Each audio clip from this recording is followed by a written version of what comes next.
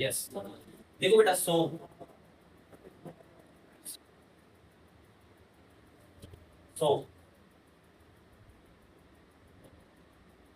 सबसे पहले तो बेटा बात आती है सोप होता क्या है। अब बेटा सोप सोप होता है। अभी यहाँ पे किसी टाइप के किसी ऐसे सोप की बात नहीं हो रही कि भाई हाथ धोने का सोप, नहाने का सोप या फिर कपड़े धोने का सोप। जितने भी टाइप के सोप है सोप सोप होता है बेटा। ठीक है। अब बेटा ये सोप जो है होता क्या है बेटा, ये होता है सोडियम और पोटेशियम सोल्ट होता है कार्बोक्सिलिक एसिड का। और कार्बोक्सिलिक एसिड भी कौन से, जिनमें लॉन्ग कार्बन चेन है। बेटा कार्बोक्सिलिक एसिड क्या होता है, COOH। अब जब इस COOH के एक लंबी कार्बन चेन जुड़ जाए, यानी कि बहुत सारे कार्बन जुड़ जाए, और बेटा बहुत सारे कार्बन को हम एक छोटे से वर्ड किससे बता सकते हैं, एल्केन ग्रुप से। तो मैं यहाँ इन कार्बनों को हटा के यहाँ पे जोड़ दूं क्या, एक एल्केन ग्रुप, है ना। आर हो गया, आर का मतलब क्या है बेटा, यहाँ पे लॉन्ग कार्बन चेन। ठीक है। तो बेटा सोप जो होता है वो क्या होता है, कार्बोक्सिलिक एसिड का पोटेशियम और सोडियम सोल्ट होता है, जो कि लॉन्ग कार्बन चेन होती है।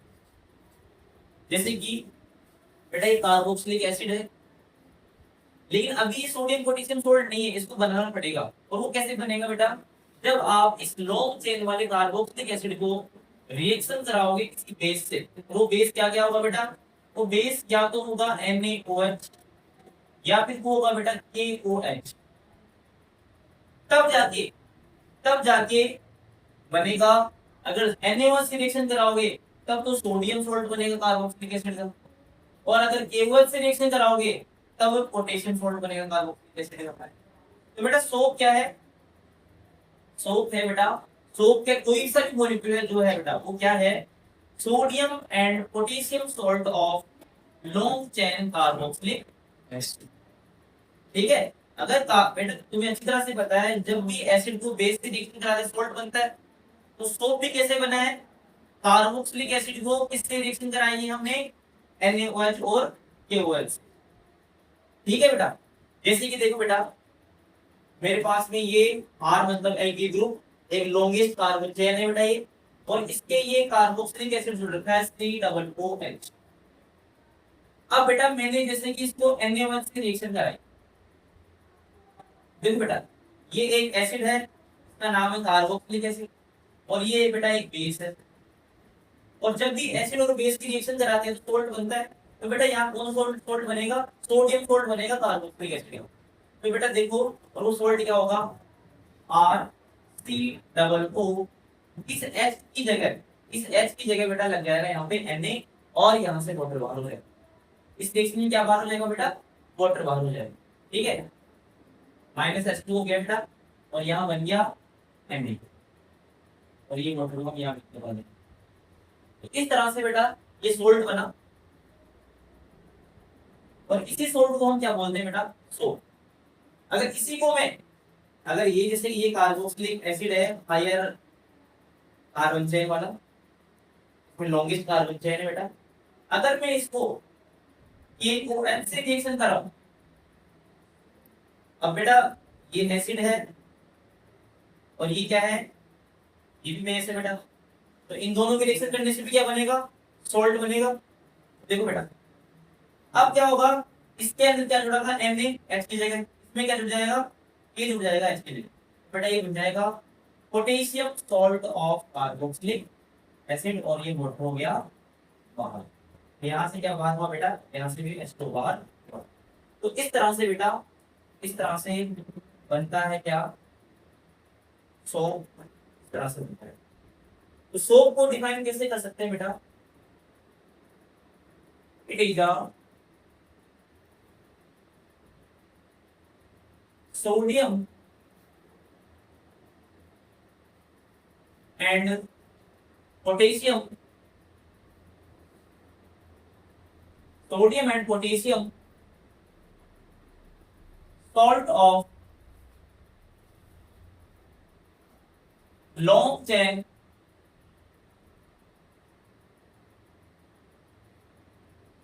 carboxylic यानी कि लंबी कार्बन चेन वाले कार्बोक्सिलिक एसिड का सोडियम और पोटेशियम सोल्ट क्या होता है बेटा, सोप होता है। इसको हमने इस तरह डिफाइन कर दिया। तो सोप किस तरह से फॉर्म हुआ बेटा, हमने ये देखा। अब हम देखेंगे बेटा कि सोप किस तरह से क्लीनिंग करता है, यानी कि क्लीनिंग एक्शन ऑफ सोप, कि किस तरह से जो कपड़ों के दाग धब्बे लगे हुए होते हैं वो किस तरह से सोप उसको साफ करता है, उसके बारे में हम बात करेंगे। तो बेटा आगे बढ़ते हैं। आप लोगों को बाद में कम करा दूंगा, बस अभी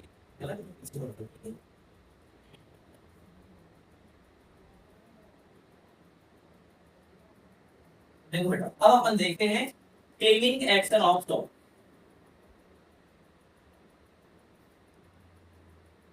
cleaning action of soap, soap किस तरह से क्लीनिंग करता है।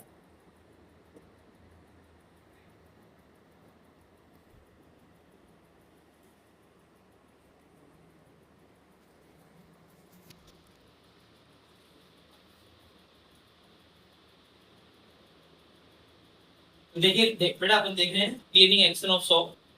तो देखो बेटा, अभी हमने देखा सोप क्या होता है, लॉन्ग कार्बन चेन वाले कार्बोक्सिलिक एसिड के सोडियम और पोटेशियम सोल्ट होते हैं बेटा।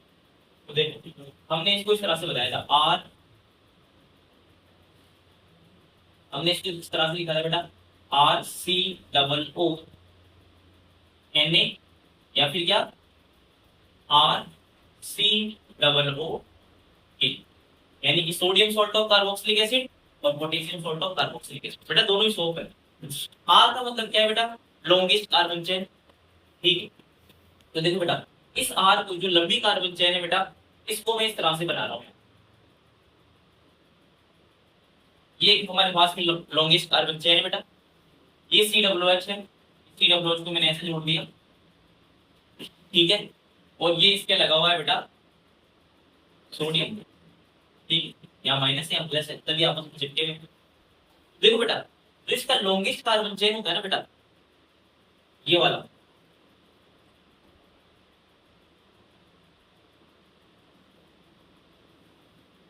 जो लॉन्गेस्ट कार्बन चेन है, यहां से लेके यहां तक का पार्ट, बेटा ये पार्ट क्या होता है कि पानी में डिजोल्व नहीं होता है। तो इस वाले पार्ट को क्या कहा जाता है, हाइड्रोफोबिक। हाइड्रोफोबिक, हाइड्रोफोबिक का मीनिंग क्या बेटा, insoluble in water, in insoluble in water. ठीक है, यानी कि ये पानी में घुलता नहीं बेटा। दूसरा बेटा, ये जो पार्ट बच गया, ये वाला सी डब्ल्यू नेगेटिव वाला, बेटा सोडियम तो बाहर रहता है। सोडियम तो एक जो झाग बनता है ना, वो बनाने में हेल्प करता है ये, बाकी ये इतना सा पोर्शन करता है। ठीक है, ये वाला जो पोर्शन होता है बेटा, ये वाला पोर्शन होता है, ये जो पानी में घुल जाता है बेटा। ठीक है, तो इस वाले पोर्शन को बोलते हैं हाइड्रोफिल। हाइड्रो,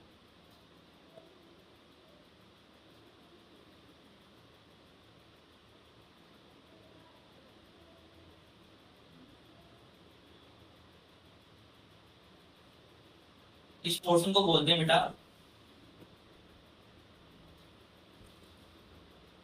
हाइड्रोफिल।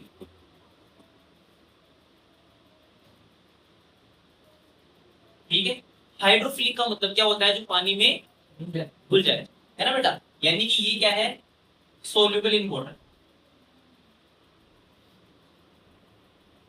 सोल्यूबल इन वाटर, ये पानी के अंदर डिजोल्व हो जाएगा बेटा। ठीक है, तो देखो बेटा, मैं इस पूरे को इस तरह से बना सकता हूँ। यहाँ पे ये लॉन्गेस्ट कार्बन हाइड्रोफिलिक फोबिक जो पार्ट है, इस तरह से, और जो ये वाला पोर्शन है, इसको मैं इस तरह से बना देता हूँ बेटा लास्ट, और इसमें लगा देता हूँ माइनस। ठीक है, यानी कि ये जो आपके सामने है बेटा, ये एक आपके सामने क्या है, ये एक सोप का मॉलिक्यूल है आपके सामने। ये जो यहाँ से लेके यहाँ तक है, ये क्या है बेटा, एक सोप मॉलिक्यूल। ये आपके सामने एक सोप मॉलिक्यूल है, इसके अंदर दो पोर्शन है। ये वाला पोर्शन, इसको कहते हैं बेटा हाइड्रोफोबिक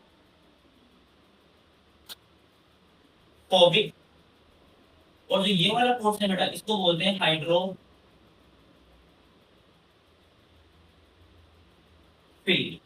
यानी कि ये पानी में नहीं घुलेगा और ये पानी में घुल जाएगा। तो बेटा अब हम देखेंगे ये किस तरह से किसी दाग धब्बे पे, कपड़ों पे जो दाग धब्बा लगा होता है, कोई ऑयल की ड्रॉपलेट लगी होती है, उसके उसके ऊपर किस तरह से ये काम करता है और किस तरह से उसको रिमूव करता है। तो ये हम नेक्स्ट पेज पे देखेंगे बेटा।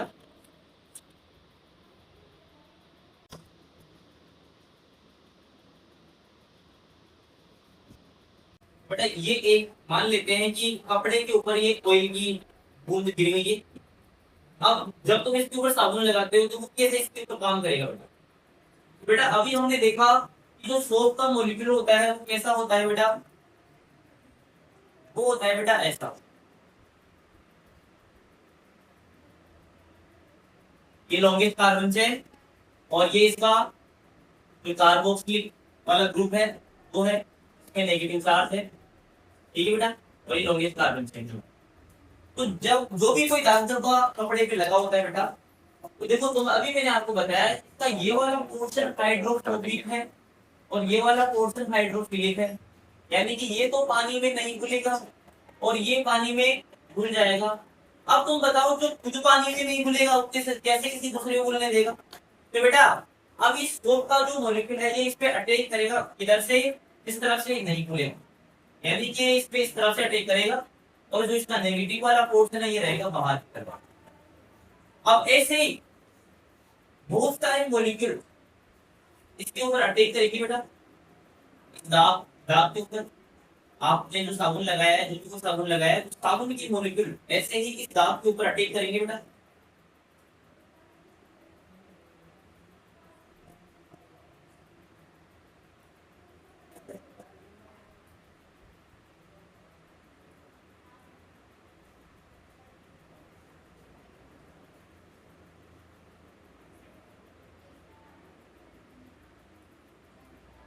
इस तरह से बहुत सारे सोप के मॉलिक्यूल दाग के ऊपर अटैक करेंगे इस तरह से, और उनके कौन से पार्ट? जो उनके हाइड्रोफोबिक पार्ट है, जो खुद पानी में नहीं घुल रहा वो इसको कैसे घुलने देगा? यानी कि इसकी जो पानी में घुलने वाले पार्ट है, वाटर में सोल्यूबल पार्ट है बेटा, वो बाहर रहेंगे और बाकी जो हाइड्रोफोबिक पार्ट है वो बाहर जो अंदर की तरफ रहेंगे दाग की तरफ।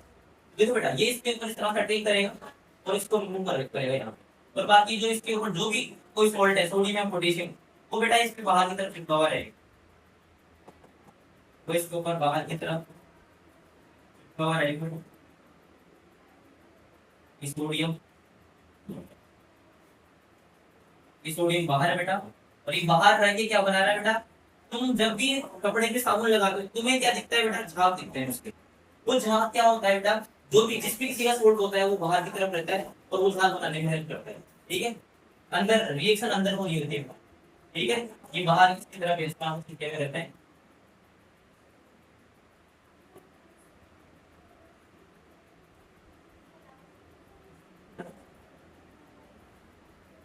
बेटा इस तरह से किसी भी दाग धब्बे के ऊपर या फिर ऑयल ड्रॉपलेट के ऊपर जब अप्रोक्सीमेटली 100 मॉलिक्यूल इस तरह से जब अटैक करते हैं तो और जो ये स्ट्रक्चर बनती है इस टाइप की, इस स्ट्रक्चर को कहा जाता है बेटा मिसेल। इस स्ट्रक्चर को क्या कहा जाता है बेटा?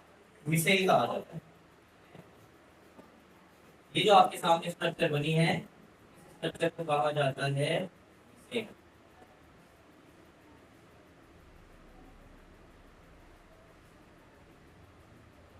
ये है आपके सामने बेटा जी, ये जो स्ट्रक्चर बनी है इसको कहते हैं बेटा मिसेल। और एक मिसेल में कितने मॉलिक्यूल होते हैं बेटा?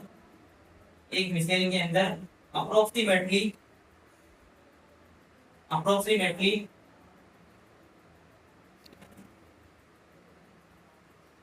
100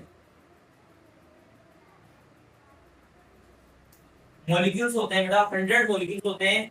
फिर वो चाहे सोप के हो सकते हैं और चाहे अगर आप सोप की जगह डिटर्जेंट यूज ले लो ना तो उसके मॉलिक्यूल हो सकते हैं, है ना बेटा। तो 100 मॉलिक्यूल्स इस तरह से अटैक करते हैं और जब जो ये इस टाइप की जो स्ट्रक्चर बनती है इसको कहा जाता है मिसेल।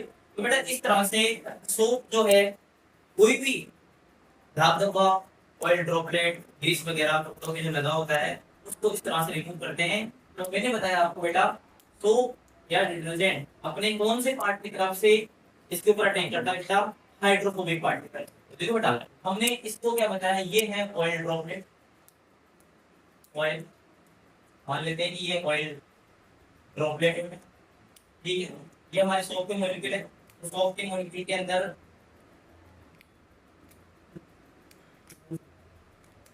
ये सोप का मॉलिक्यूल बेटा, ये इसका हाइड्रोफोबिक पार्ट है,